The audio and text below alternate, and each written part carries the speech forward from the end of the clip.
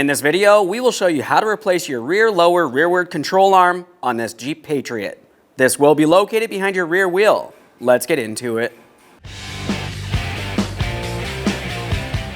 Okay friend, let's get started on our job. The first thing we have to do is safely raise and support the rear of the vehicle so the rear wheel's off the ground. Once you've completed that, remove all 5 of your 19mm lug nuts, your center cap assuming you have one, and the wheel.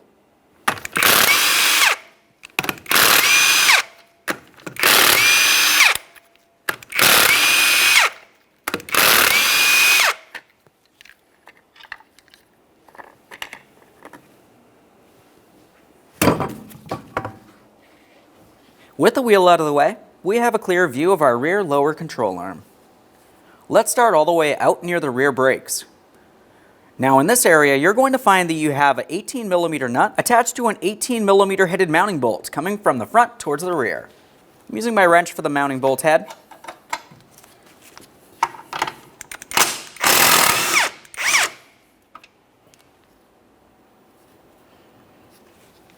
A thorough inspection of the hardware, replace as necessary. We'll make sure we do have movement from this mounting bolt, leave it in place. Now we're making our way to our next 18mm headed mounting bolt. Once again, this is coming from the front towards the rear, and on the back side there, we have another 18mm headed mounting nut.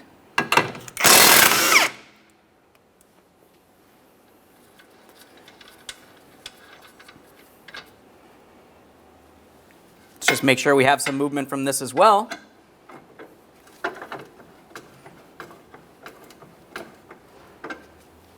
Now we're going to be paying attention to our rear sway bar link. We have to dislodge that from the lower control arm. Now we're looking inside the lower aspect of the lower control arm. Looking up in here, we can see that we have our mounting nut. We're going to have a washer and a rubber bushing. For this, I'm going to hold along the top of the sway bar link.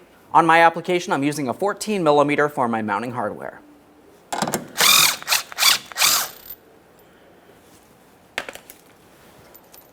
Okay.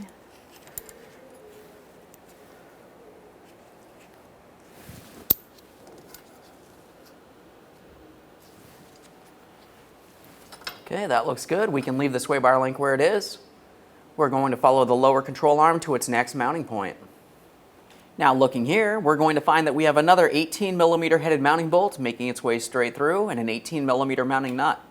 What you're going to find during the removal process for the mounting bolt itself is it slides through to the front. The problem is that there's going to be this crossover bracket, so we're going to have to remove that first. To remove the bracket, we'll be using a 13mm for each one of the 2 mounting bolts. We'll remove the first one. For the second one, we're just going to loosen it enough that we can pivot this out of the way.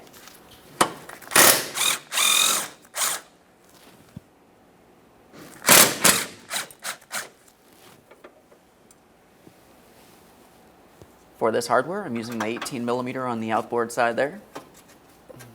18mm for the bolt side.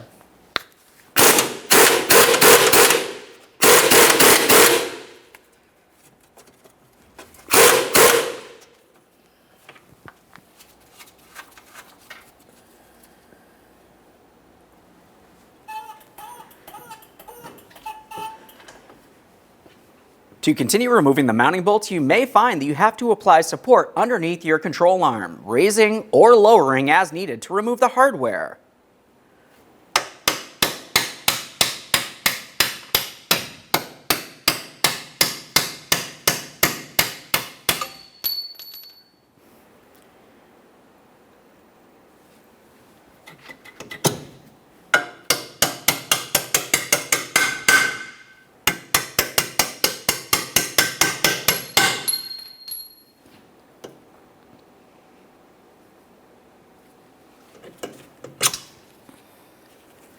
Now let's start lowering that control arm. We're going to be dropping it down and away from our rear sway bar link. As we continue pivoting, we can remove our final piece of mounting hardware and our control arm.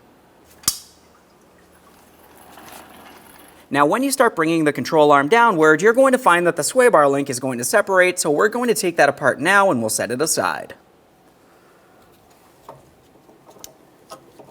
This is going to have a large through bolt, several rubber bushings, some washers, and a spacer. Just a quick inspection of that and we'll set it aside. Now let's start making our way in between here. You should be able to gently separate it. We'll just take hold of that arm while we finish removing our final mounting bolt. Slide it out of position. There it is, friend.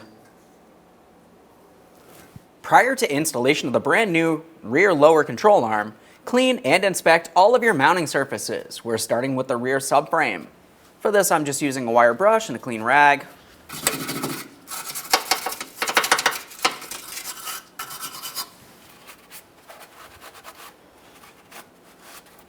We'll be careful for any sharp areas. Just double check, make sure nothing's rotted or weak. Let's continue on to the sway bar.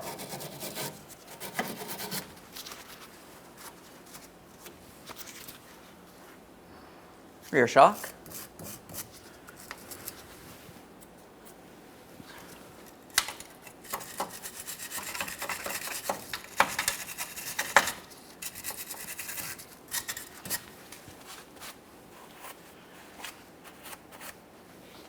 Now it's time for installation of the brand new rear control arm. On your rear control arm, you're going to find that it came with this mounting point. You will find that you still have the port for the rear sway bar link inside of this area. Let's start with the inboard side. Go ahead and bring this up into position. We're going to take that 18mm headed mounting bolt from the front towards the rear, sliding it straight on through.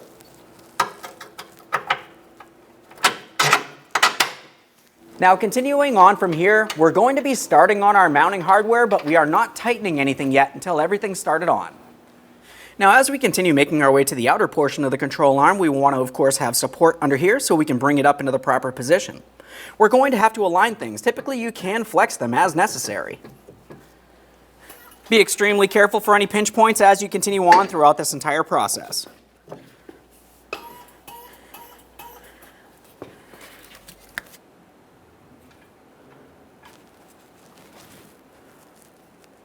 It looks as though we have the lower portion for the rear shock aligned, so let's go ahead and start that mounting bolt through.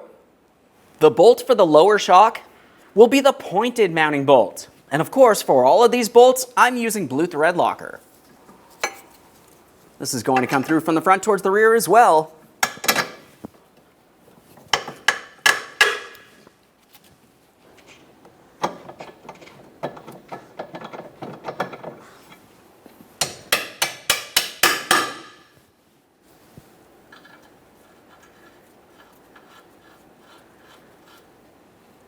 Now we're making our way to the next mounting point.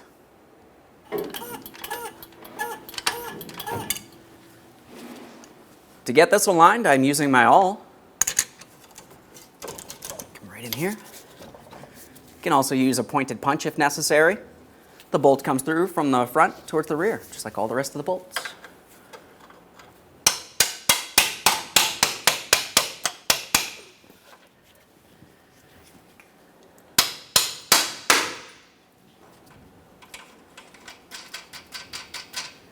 With each one of the 3 mounting bolts started in across the bottom of the control arm, we're going to bring the control arm into ride height position. So for this, we're going to apply upward pressure, bringing it into a position as if the vehicle was sitting on the ground. This will help ensure that all of the bushings are in the proper position. Now we can snug up each one of these mounting bolts.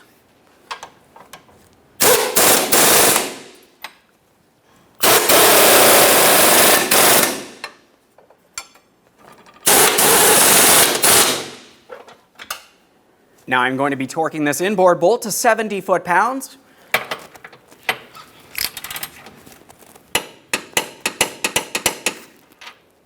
Let's make our way to the rear shock.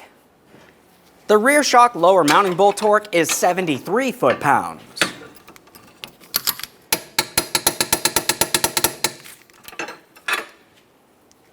All the way down next to the brakes, we've got our next mounting bolt, 70 foot-pounds.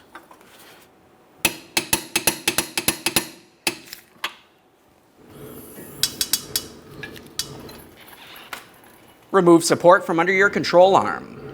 Now it's time for that rear sway bar link. As for the rear sway bar link, we're starting with one of our concave washers right on that mounting bolt. As for that concave portion, we want to have that facing towards the bushings at all times. So I'm sliding my bushing up in a position. If you are looking at your bushings, you're going to find that they have one locating tab on each of them on one side. We want to make sure we have that locating tab facing towards either the sway bar or towards our control arm. Since I'm coming down through my sway bar, I have it facing down towards the sway bar. As for the next bushing, we have that locating tab facing up towards our sway bar. Continuing on, we need one of our concave washers that's going to be facing towards our bushing, a spacer, another washer, and another bushing. As for that next bushing, it's going to be facing down towards our control arm.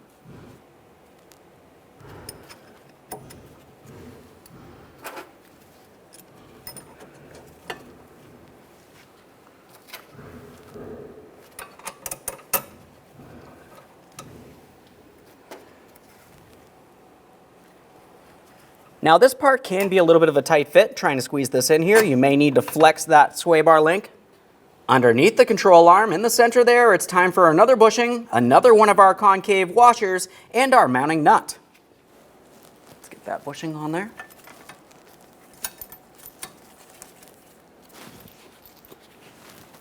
Our washer. And our mounting nut. Now it's time to tighten the rear sway bar link. An important note about tightening sway bar links is you do not want to tighten until it bottoms out. We really want to pay attention to each one of the bushings, confirming that it's touching up against either the control arm or the sway bar. As a good practice, you can go over to the other side of the vehicle and have a quick look at the sway bar link. Determine how much of the threaded portion is sticking down, and that's approximately how tight you want this side. Just holding on along the top here. Okay, I'm just going to match that up with the other side. Yep, perfect.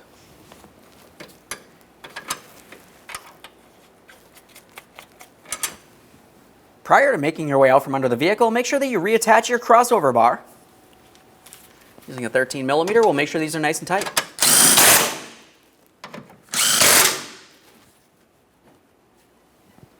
It's time to reinstall the wheel.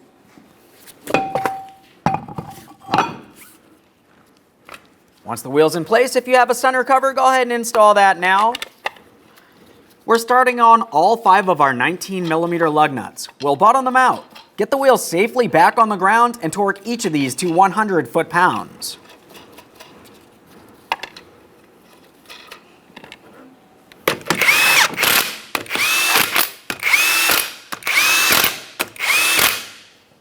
Once the wheel's on the ground, we'll be torquing these in a crisscross manner.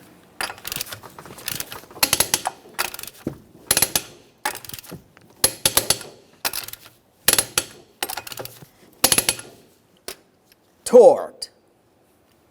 Okay, friend, we finished our installation. The next thing that we want to do is hop in the passenger compartment. Take your vehicle for a road test, listen for any odd noises, and get yourself a 4-wheel alignment. Thanks for watching. When only the best will do, demand TRQ. The only company that lets you view before you do. TRQ is committed to offering the highest quality aftermarket auto parts that are engineered for peace of mind. Thanks for using and viewing with TRQ.